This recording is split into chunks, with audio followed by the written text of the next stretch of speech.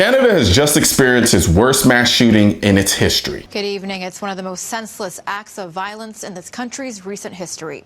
17 people have been killed at the hands of a lone gunman. Now, tonight, we're learning more about the victims and the horrific ordeal that ended in the suspect shot dead. Unspeakable violence that lasted 12 hours and spanned through several rural communities. It started as a firearms complaint late Saturday night in a small community of Portapique, along the Bay of Fundy, about an hour and a half outside of Halifax.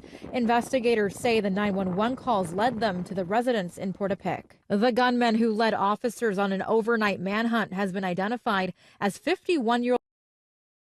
He was killed in a confrontation with police, but not before leading police through multiple communities, with a number of structures lit on fire along the way. In a bizarre twist, Mounties had warned the gunman may have been impersonating an officer, saying he might be driving a look-alike RCMP vehicle and wearing a uniform. During the manhunt, residents were urged to stay inside their homes and lock their doors, as officers swarmed in on the hunt, described as armed and dangerous and on the run.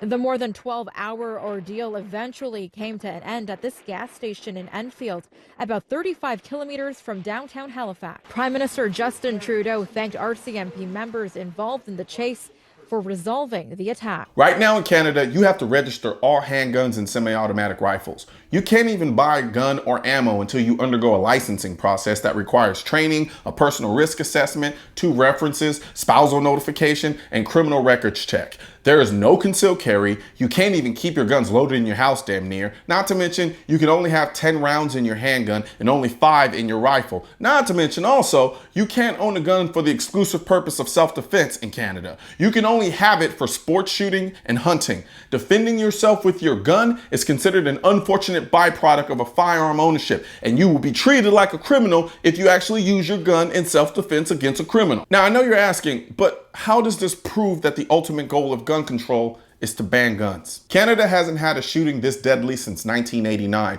where a gunman killed 14 women. Now, take a guess what they did after that shooting. If you said completely overhauled their gun control laws to be more strict, you'd be correct. So take a guess what they're gonna try to do now after this shooting. But in regards to gun control, we took very serious commitments in the election campaign and have moved forward and are moving forward on them to ensure that we're strengthening gun control in this country. I can say that we were on the verge of introducing legislation to ban assault-style weapons across this country. It was interrupted when the pandemic caused Parliament to be suspended. But we have every intention of moving forward on that measure and potentially other measures when the Parliament returns. Exactly. Canada has all of the gun control measures that anti-gun politicians in America salivate over and insist are so common sense and reasonable. Yet, here we are in 2020, and Canada just experienced the worst mass shooting in their history. And already their prime minister is talking about implementing more gun control laws. The vast majority of anti-gun politicians are leftists, and one of the core tenets of leftist politicians is this: you never want a serious crisis to go to waste.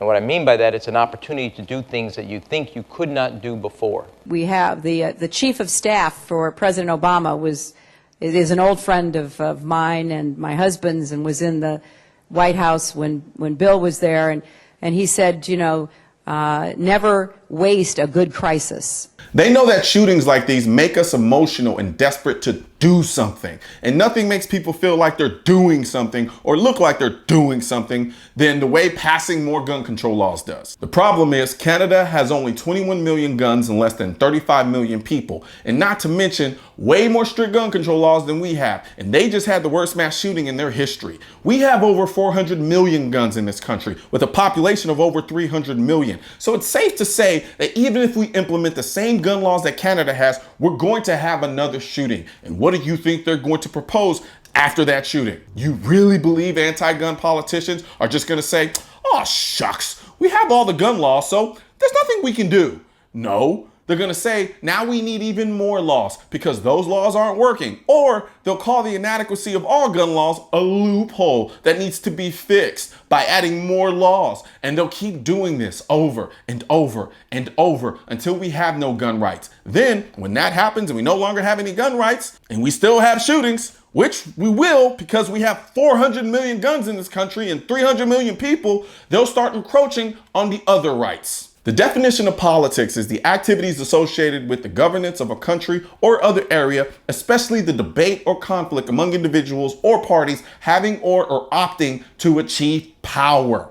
Politicians are in the business of accumulating power, whether it be for themselves, a party, or some shadow organization. Their goal is to amass power. Thus, the more guns in the hands of the people means the less power they have over the people. But we have a Second Amendment, and the only way they can take that power from us without starting a civil war is to convince us to give that power up by exploiting our fears and feelings of vulnerability, i.e. using the inevitable mass shootings to push for more gun laws so that you have to depend on the government for your safety. Evil has existed since the dawn of time. It's silly to think that simple words on paper will stop evil from existing. You can't eliminate evil. You can cut its head off when it pops up though, but you can't do that if you don't have the tools necessary to combat it. And no free man should be forced to wait empty-handed for another man to come deal with the evil that's standing right in front of him. No country should have to deal with this type of tragedy, which is why I'm so adamant about people exercising their Second Amendment right to have a fighting chance when these things happen. All the people that died depended on the government to be there and keep them safe. And their government was nowhere to be found. Not because the government didn't care, but because reality. The government can't be everywhere all the time, which is why the Second Amendment is so important, because it gives you the power to fight back immediately when evil tries to take away the most precious thing we have in this world, life. My condolences, along with, yes, my hopes and prayers, go out to the families of all the victims and the people of Nova Scotia. And to the political leaders of Canada, you don't make your country stronger by making your people weaker. You make your country stronger by empowering your people. Right now, there's a culture war against the Second Amendment, which is why I need your help spreading our message to counter their message. You can do this by leaving a comment, sharing this video, and click the bell and subscribe button. Let my voice be your voice, and let them know you want to keep America tactical. Because the right to keep and bear arms shall not be infringed wasn't a suggestion, it was a directive. Also, if you're wondering where to get your I will not comply, I lost all of my guns in a boating accident, the AR-15 is protected by the Second Amendment, and your state-specific Keep America Tactical shirts, click the links in the description section of this video.